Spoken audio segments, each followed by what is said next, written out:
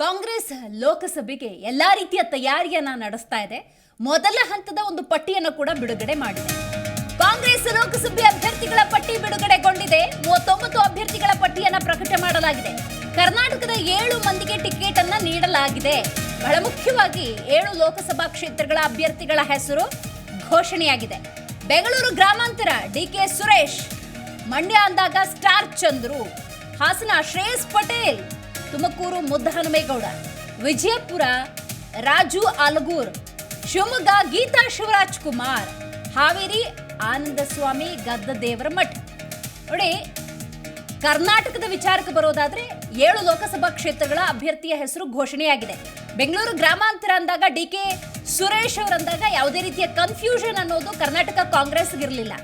ಮಂಡ್ಯ ಅಂದಾಗ ಈ ಕ್ಷಣಕ್ಕೂ ಕೂಡ ಒಂದಷ್ಟು ಬೆಳವಣಿಗೆಗಳನ್ನ ಗಮನಿಸಬಹುದು. ಯಾವಾಗ ಸ್ಟಾರ್ ಚಂದ್ರು ಅನ್ನುವಂತ ಹೆಸರು ಫೈನಲ್ ಆಗ್ತಿದೆ ಅಂತ ಗೊತ್ತಾಗುತ್ತೆ, ಡಾಕ್ಟರ್ ರವೀಂದ್ರ ತಮ್ಮ ಮುಖ್ಯ ಪ್ರಧಾನ ಕಾರ್ಯದರ್ಶಿ ಹುದ್ದೆಗೆ ರಾಜೀನಾಮೆಯನ್ನ ನೀಡ್ತಾರೆ.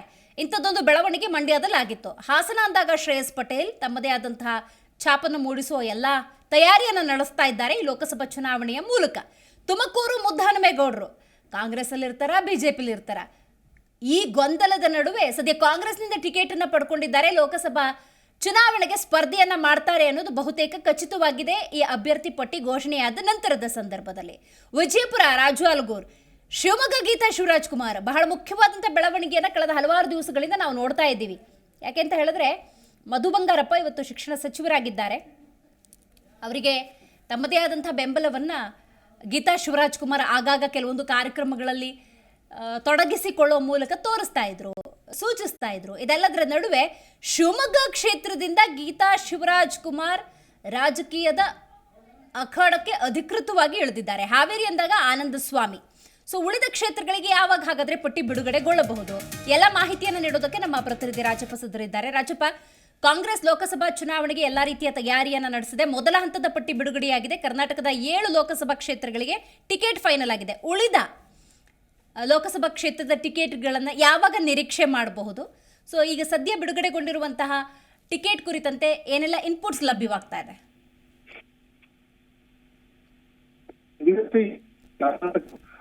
ಕರ್ನಾಟಕದ 15 ಕ್ಷೇತ್ರಗಳ ಅಭ್ಯರ್ಥಿಗಳ ಪಟ್ಟಿಯನ್ನ ನಿನ್ನೆ ಸಿಇಸಿನಲ್ಲಿ ಕ್ಲಿಯರೆನ್ಸ್ ಮಾಡಲಾಗಿತ್ತು. ಸುಮಾರು 15 ಅಭ್ಯರ್ಥಿಗಳ ಹೆಸರು ಪ್ರಕಟ ಆಗಬಹುದು ಅಂತ ಒಂದು ಲೆಕ್ಕಾಚಾರ ಇತ್ತು. ಅದರ ಅಂತಿಮ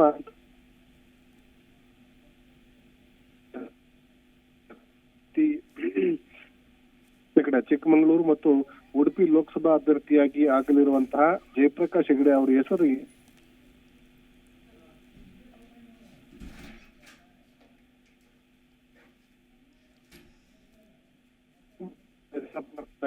ರೈಟ್ ರಾಜಪ್ಪ, ನಿಮ್ದು ಸ್ವಲ್ಪ ನೆಟ್ವರ್ಕ್ ಇಶ್ಯೂ ಇದೆ, ಸರಿಯಾಗಿ ಕೇಳ್ತಾ ಇಲ್ಲ. ಥ್ಯಾಂಕ್ ಯು ಸೋ ಮಚ್ ಸದ್ಯದ ಮಾಹಿತಿಗಾಗಿ. ಒಟ್ಟಾರೆ ಕಾಂಗ್ರೆಸ್ ಲೋಕಸಭಾ ಚುನಾವಣೆ ಅಂತ ಸಂದರ್ಭದಲ್ಲಿ ಪಟ್ಟಿ ಬಿಡುಗಡೆಗೊಂಡಿದೆ, ತನ್ನದೇ ಆದಂಥ ತಯಾರಿಯನ್ನು ನಡೆಸಿದೆ.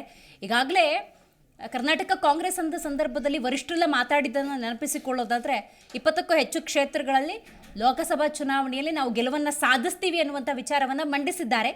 ಹಾಗಾಗಿ ತಮ್ಮದೇ ಆದಂಥ ತಯಾರಿಯನ್ನು ನಡೆಸಿದ್ದಾರೆ. 39 ಅಭ್ಯರ್ಥಿಗಳ ಪಟ್ಟಿಯನ್ನು ಈಗಾಗಲೇ ಪ್ರಕಟ ಮಾಡಲಾಗಿದೆ. 7 ಲೋಕಸಭಾ ಕ್ಷೇತ್ರ ಅಂದಾಗ ಕ್ರಿಸ್ಟಲ್ ಕ್ಲಿಯರ್ ಆಗಿದೆ. ಸೊ ಅಭ್ಯರ್ಥಿ ಯಾರು ಅನ್ನೋದು ಈ ಕ್ಷಣಕ್ಕೆ ಗೊತ್ತಾಗಿದೆ. ಬೆಂಗಳೂರು ಗ್ರಾಮಾಂತರ ಅಂದಾಗ ನಾನು ಆಗಲೇ ಹೇಳಿದ ಹಾಗೆ ಡಿಕೆ ಸುರೇಶ್, ಯಾವುದೇ ರೀತಿಯ ಕನ್ಫ್ಯೂಷನ್ ಇಲ್ಲ. ಆದರೆ ಕೆಲವೊಂದು ಕ್ಷೇತ್ರಗಳ ಬಗ್ಗೆ ಕನ್ಫ್ಯೂಷನ್ ಇತ್ತು. ಆ ಕ್ಲಾರಿಟಿಯನ್ನು ಇದೀಗ ಕಾಂಗ್ರೆಸ್ ಕೊಟ್ಟಿರೋದನ್ನು ನೋಡಬಹುದು. ರಾಜಪ್ಪ, ನಮ್ಮ ಪ್ರತಿನಿಧಿ ಮತ್ತೆ ಸಂಪರ್ಕಕ್ಕೆ ಸಿಕ್ಕಿದ್ದಾರೆ. Rajappa, please continue.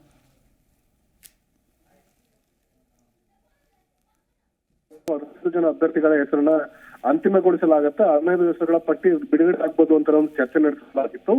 ಆದ್ರೆ ಅಂತಿಮವಾಗಿ ಇಂದು 7 ಹೆಸರುಗಳು ಮಾತ್ರ ಬಿಡುಗಡೆ ಆಗಿದೆ. ಇನ್ನು 2 ಹೆಸರುಗಳನ್ನ BN ಚಂದ್ರಪ್ಪ ಚಿತ್ರದುರ್ಗದಿಂದ ಮತ್ತು ಮಾಜಿ ಸಂಸದ ಅಂತ BN ಚಂದ್ರಪ್ಪ ಅವರು, ಅದೇ ರೀತಿ ಕಾಂಗ್ರೆಸ್ ಪಕ್ಷಕ್ಕೆ ಸೇರ್ಪಡೆ ಆಗಿ ಈಗ ಕಾಂಗ್ರೆಸ್ ಇಂದ ಅಭ್ಯರ್ಥಿ ಟಿಕೆಟ್ ಆಗುವಂತೆ ಪಡೆಯುವಂತ ಒಂದು ಸಾಧ್ಯತೆ ಇರುವಂತಹ ಜಯಪ್ರಕಾಶ್ ಹೆಗಡೆ ಅವರು, OBC ಹಿಂದುಳಿದ ವರ್ಗಗಳ ಆಯೋಗದ ಅಧ್ಯಕ್ಷರಾಗಂತ ಜಯಪ್ರಕಾಶ್ ಹೆಗಡೆ ಅವರು, ಅವರಿಬ್ಬರ ಹೆಸರನ್ನ ಅಂತಿಮ ಕ್ಷಣದಲ್ಲಿ, ಕೊನೆ ಕ್ಷಣದಲ್ಲಿ ಟಿಕೆಟ್ ನ ಹೋಲ್ಡ್ ಮಾಡಿ ಇಡಲಾಗಿದೆ. ಇನ್ನು ಉಳಿದಂತೆ ಬೆಂಗಳೂರಿನ ದಕ್ಷಿಣ ಕ್ಷೇತ್ರದಿಂದ ಸೌಮ್ಯರೆಡ್ಡಿ ಅವರ ಹೆಸರನ್ನ ಪ್ರಕಟ ಮಾಡುವಂತ ಒಂದು ಸಾಧ್ಯತೆ ಇತ್ತು ಅಂತ ಮಾಹಿತಿ ಇತ್ತು. ಅದನ್ನು ಸಹ ತಡೆಹಿಡಿಯಲಾಗಿದೆ ಮತ್ತು ಬೆಂಗಳೂರು ಕೇಂದ್ರದ ಒಂದು ಟಿಕೆಟ್ನು ಸಹ ತಡೆಹಿಡಿಯಲಾಗಿದೆ. ಹೀಗಾಗಿ ಒಟ್ಟಾರೆಯಾಗಿ ಇಂದು ಸುಮಾರು 15 ಅಭ್ಯರ್ಥಿಗಳು ಪ್ರಕಟ ಆಗುವಂತ ಒಂದು ಸಾಧ್ಯತೆ ಇತ್ತು. ನಮಗೆ ಲಭ್ಯ ಮಾಹಿತಿಗಳ ಪ್ರಕಾರ 12 ರಿಂದ 15 ಹೆಸರುಗಳ ಅಭ್ಯರ್ಥಿಗಳು ಹೆಸರು ಪ್ರಕಟ ಆಗ್ಬೋದು ಅಂತ ಲೆಕ್ಕಾಚಾರವನ್ನ ಮಾಧ್ಯಮಗಳಲ್ಲಿ ಕಾಂಗ್ರೆಸ್ನ ವಲಯಗಳು ತಿಳಿಸಿತ್ತು. ಅದರಲ್ಲಿ ರಾಯಚೂರಿನಿಂದ ಕುಮಾರ್ ನಾಯಕ್, ನಿವೃತ್ತ IAS ಅಧಿಕಾರಿ ಕುಮಾರ್ ನಾಯಕ್ ಅವರಿಗೆ ಟಿಕೆಟ್ ಕೊಡುವಂತ ಸಾಧ್ಯತೆ ಇದೆ. ಅವರು ಸಿಂಗಲ್ ಹೆಸರನ್ನು ಶಿಫಾರಸು ಮಾಡಿದ್ದಾರೆ. ಆದ್ರೆ ಒಂದ್ 2-3 ಹೆಸರುಗಳಿದ್ರು ಸಹ ಅಂತಿಮವಾಗಿ ಕಾಂಗ್ರೆಸ್ನ ಹೈಕಮಾಂಡ್ ಕುಮಾರ್ ನಾಯಕ್ ಹೆಸರನ್ನ ಮಾಡಿದೆ ಅಂತ ಮಾಹಿತಿ ಲಭ್ಯವಾಗ್ತಾ ಇದೆ. ಅದೇ ರೀತಿ ಬೀದರ್ನ ರಾಜಶೇಖರ್ ಪಟ್ಲ ಹುಮನಾಬಾದ್ ಅವರು ಮಾಜಿ ಸಚಿವರಾಗಿದ್ರು. ಅವರಿರುವಂತ ಜೊತೆಗೆ ಅಲ್ಲಿ ಒಂದಷ್ಟು ಗೊಂದಲಗಳಿರೋದ್ರಿಂದ ಈಶ್ವರ್ ಖಂಡ್ರೆ ಅವರು ತಮ್ಮ ಮಗನ್ನ ಕಣಕ್ಕಿಳಿಸಬೇಕು ಅಂತ ಚರ್ಚೆ ನಡೆಸಿದೆ. ಆದ್ರೆ ರಾಜಶೇಖರ್ ಪಾಟೀಲ್ ಅವರನ್ನ ಬಹುತೇಕ ಕನ್ಫರ್ಮ್ ಮಾಡುವಂತ ಒಂದು ಸಾಧ್ಯತೆ ಇದೆ ಅಂತ ನಮಗೆ ಮಾಹಿತಿ ಇತ್ತು.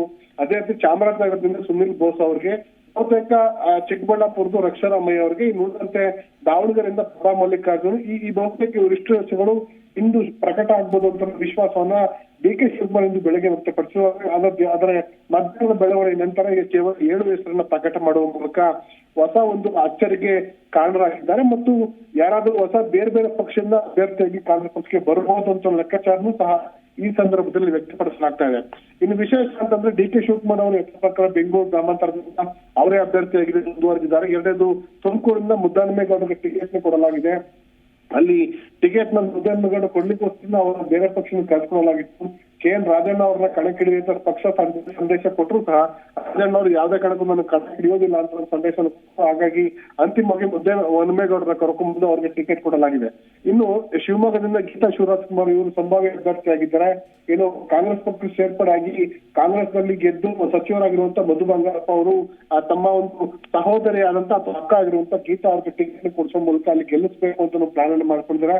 ಅಂದ್ರೆ ಕಳೆದ ಬಾರಿ ಅವರು ಅದೇ ಒಂದು ಕ್ಷೇತ್ರದಲ್ಲಿ ನಿಂತು ಚುನಾವಣೆಯಲ್ಲಿ ಹಿಂದಿನ ಒಂದು ಚುನಾವಣೆಯಲ್ಲಿ ಅವರು ಸೋಲನ್ನ ಅನುಭವಿಸಿದ್ರು. ವಿಧಾನಸಭೆಯಲ್ಲಿ ಸೋತಿದ್ರು, ಲೋಕಸಭೆಯಲ್ಲಿ ಸಹ ಸೋತಿದ್ರು.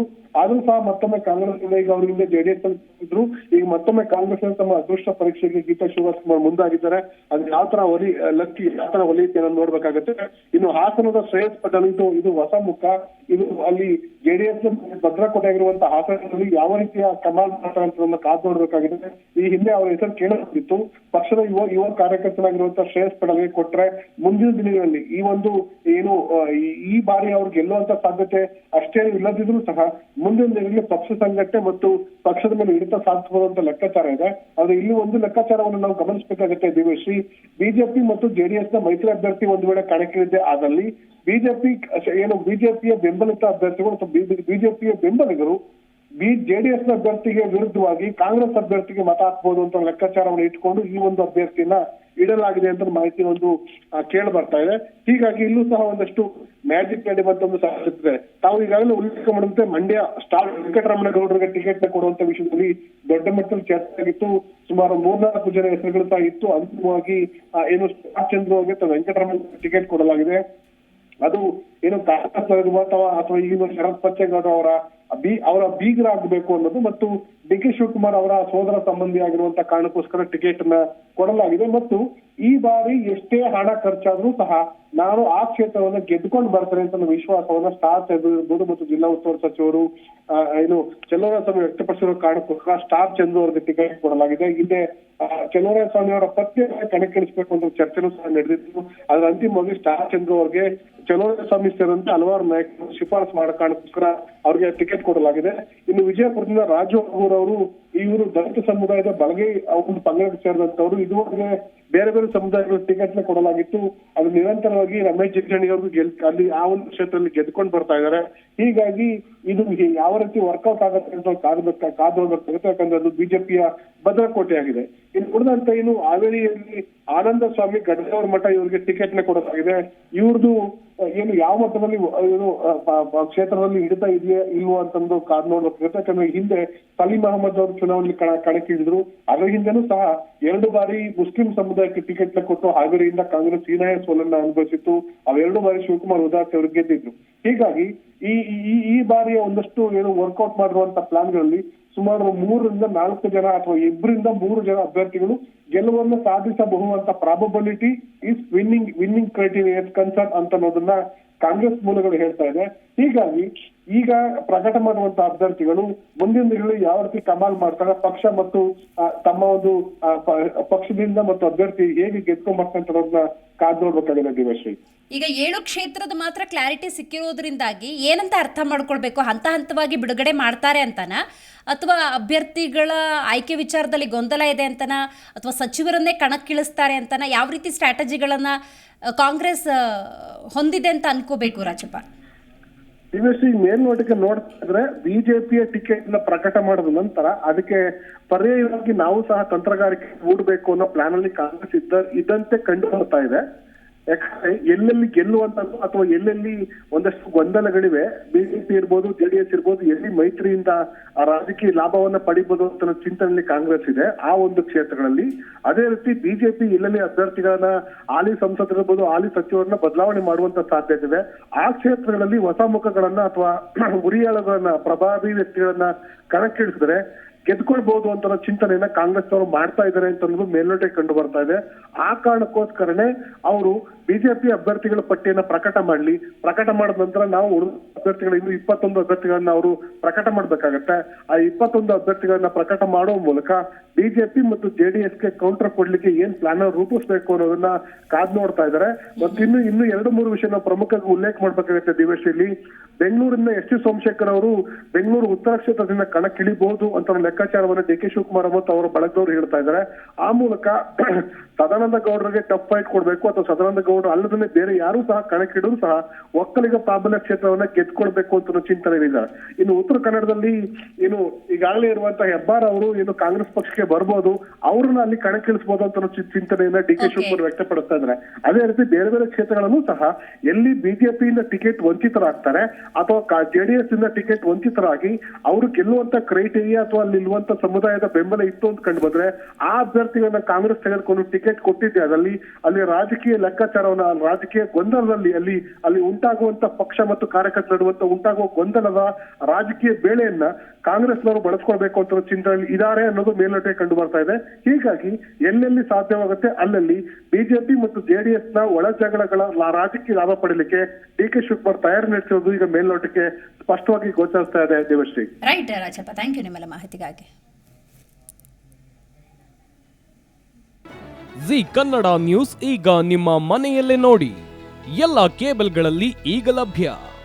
ಸನ್ Direct 292, Jio TV 1334, U digital 162, city cable 51, GTPL 17, Abhishek cables 821, Rockline telecommunication 51, Shri Basaveshwara number 60, Vinayaka digital number 53, in digital number 896ರಲ್ಲಿ. ನಿಮ್ಮಿಸ್ತದ ಜಿ ಕನ್ನಡ ನ್ಯೂಸ್ ನೋಡಿ ಆನಂದಿಸಿ.